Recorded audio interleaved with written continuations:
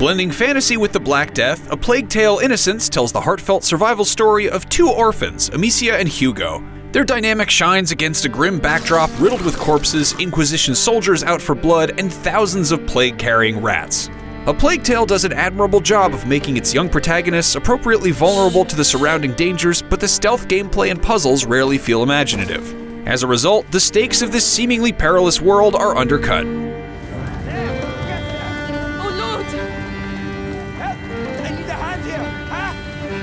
The siblings never had much of a relationship growing up as mid-14th century French nobles, but when Amicia is suddenly forced into the role of young Hugo's protector, they quickly need to learn to trust one another. This theme drives the story in interesting directions and is also smartly reflected through the gameplay.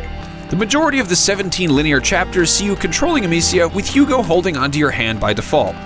One of the best aspects of A Plague Tale is its world, which has an ominous emptiness to it.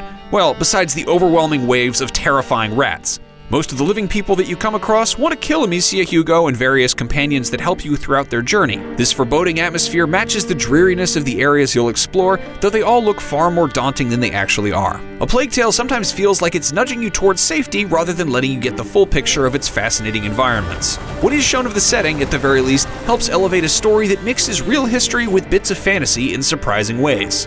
A Plague Tale is about keeping a low profile. Soldiers kill you in one hit, so much of your time is spent sneaking with the help of diversions created by throwing rocks and pots. While sneaking is king, Amicia does have a weapon at her disposal, a sling that flings rocks at enemies. Sneaking past guards is always a cleaner way to go about business, though. Most of the combat sequences resemble puzzles. Instead of relying on fast reflexes, it's about figuring out an ideal sequence for dispatching enemies. Bosses, with the exception of the fantastic final showdown, abandon this concept in favor of enclosed action that can feel somewhat awkward as a result. Where things get really interesting is when rats, the main puzzle mechanic, are added to the equation. The orphans are only safe from their gnawing teeth when surrounded by light. These puzzles are visually intimidating and pretty gross, but they aren't as demanding as they look.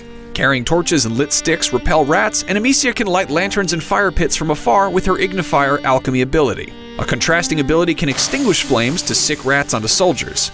In the absence of light sources, Amicia can create temporary attraction points with alchemy or even kill a small group altogether.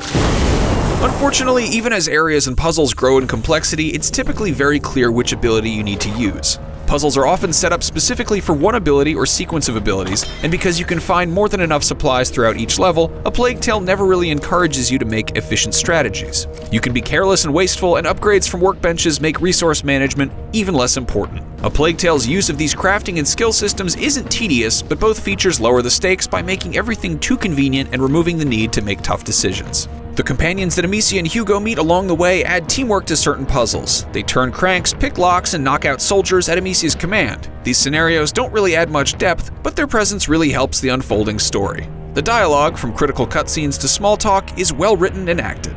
That's enough noise! I want to see Mummy! Shut up! You're going to get us killed!